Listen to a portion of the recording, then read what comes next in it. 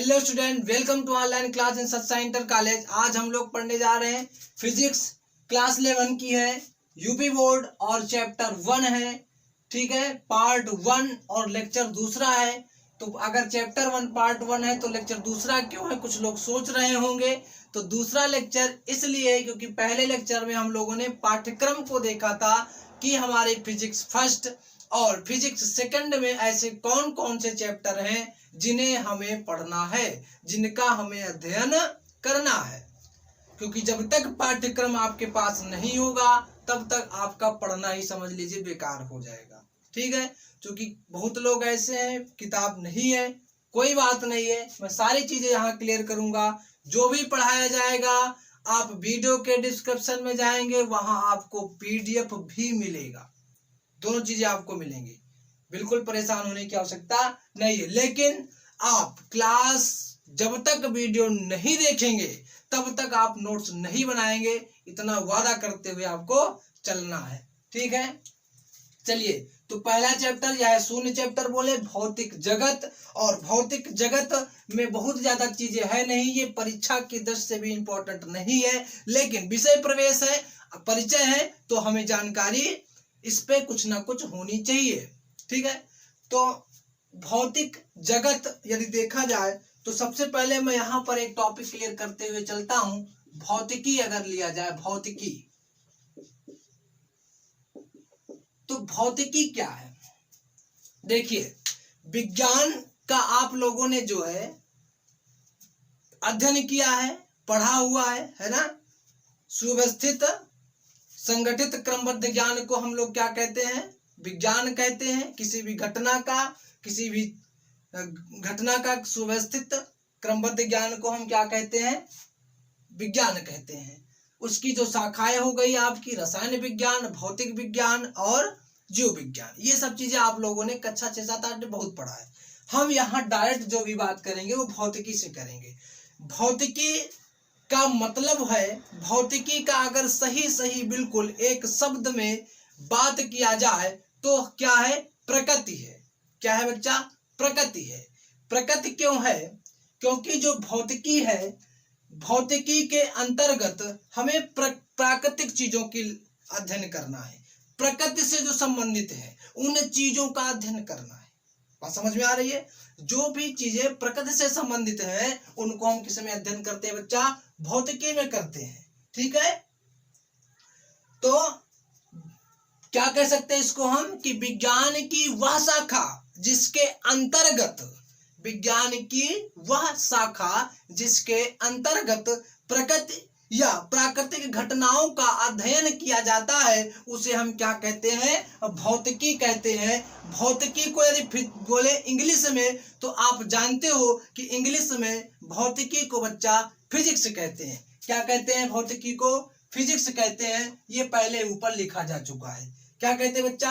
Physics कहते हैं। ठीक है, और आप जानते भी हो कि जो फिजिक्स है वो ग्रीक भाषा का एक शब्द है, फ्यूसिस। क्या है बच्चा? ग्रीक भाषा का एक शब्द है फ्यूसिस। ठीक, इससे लिया गया है और जिसका जो अर्थ है, इस फ्यूसिस का जो अर्थ है बच्चा, वो साफ साफ दर्शाता है ये प्रकृति है। इसका जो हिंदी है, ये फ्यूसिस का जो अर्थ है वो क्या है बच्चा? प्रकृति है। प्रकृति है। तो इससे ये पूरा क्लियर हो जाता है, जब भौतिकी ही विज्ञान की वह शाखा जिसके अंतर्गत हमें प्रकृति अथवा प्राकृतिक घटनाओं का अध्ययन किया जाता है उसे हम भौतिकी के अंतर्गत रखते हैं, वो भौतिकी रहेगी। और भौतिकी को इंग्लिश में कहते हैं बच्चा फिजिक्स, और फिजिक्स जो है वो ग्रीक भाषा के फ्यूसिस शब्द से आया है जिसका अर्थ है बच्चा प्रकृति। क्या है? प्रकृति। कोई दिक्कत नहीं होनी चाहिए, प्रकृति। तो जब ये प्रकृति है, इसीलिए जो प्राचीन समय था, पहले का समय था, उस समय इस भौतिकी को हम लोग प्राकृतिक विज्ञान भी कहते थे, प्रकृति विज्ञान भी कहते थे। समझ में आ गई? प्रकृति विज्ञान, प्राकृतिक विज्ञान, इसको कहा जाता था। किसको? भौतिकी को। तो भौतिकी की परिभाषा क्लियर हो गई। विज्ञान की वह शाखा जिसके अंतर्गत प्रकृति अथवा प्राकृतिक घटनाओं का अध्ययन किया जाता है भौतिकी कहलाता है। और भौतिकी को इंग्लिश में, अंग्रेजी में फिजिक्स कहते हैं, और जो ग्रीक भाषा के फ्यूसिस नामक शब्द से लिया गया है, जिसका अर्थ है प्रकृति, अर्थात प्राचीन में भौतिकी को प्राकृतिक विज्ञान भी कहते थे। बात समझ में आ गई भौतिकी? अब भौतिकी समझ में आ गई भैया। चलिए अब अगर हम यहीं पे भौतिकी के साथ साथ भौतिक विज्ञान, देखिए शब्द लगभग एक ही है, लेकिन थोड़ा सा देखिए भौतिक विज्ञान की यदि हम बात करें, भौतिक विज्ञान, यहाँ भौतिकी थी, यहाँ भौतिक विज्ञान, तो इसमें क्या हो जाएगा, इसकी दोनों एक ही चीज है, लेकिन थोड़ा सा इसको अगर हम और अच्छे तरीके से बताना चाहें तो क्या हो जाएगा भैया, विज्ञान की वह शाखा जिसमें ऊर्जा, द्रव्यमान एवं उनकी अन्योन्य क्रियाओं का अध्ययन किया जाता है ना भैया। ऊर्जा हो गई, द्रव्यमान हो गया, है ना, उनकी अन्योन्य क्रियाओं का अध्ययन किया जाता है, वो क्या कहलाती है, भौतिक विज्ञान कहलाती है। विज्ञान की वह शाखा जिसमें द्रव्यमान, ऊर्जा एवं उनकी अन्योन्य क्रियाओं का अध्ययन किया जाता है, वो क्या कहलाती है, आपकी भौतिक विज्ञान। ठीक है, बात समझ में आ गई। चलिए अब आगे बढ़ते हैं। भौतिकी का कार्य क्षेत्र तथा रोमांच, भौतिकी का कार्य क्षेत्र तथा रोमांच, भौतिकी का कार्य क्षेत्र तथा रोमांच। चलो भैया इस पे आते हैं थोड़ा सा। जो भौतिकी का कार्य क्षेत्र है, ठीक है, अगर इसको हम मूल रूप से देखें, भौतिकी के कार्य क्षेत्र को मूल रूप से देखें तो दो भागों में बांट दिया जाता है बच्चा। इसको कितने भागों में, दो भागों में बांट दिया जाता है। पहला होता है बच्चा आपका स्थूल, क्या होता है, स्थूल। पहला क्या होता है, स्थूल, है ना, बोले तो इसको बोलते हैं मैक्रो, ठीक है।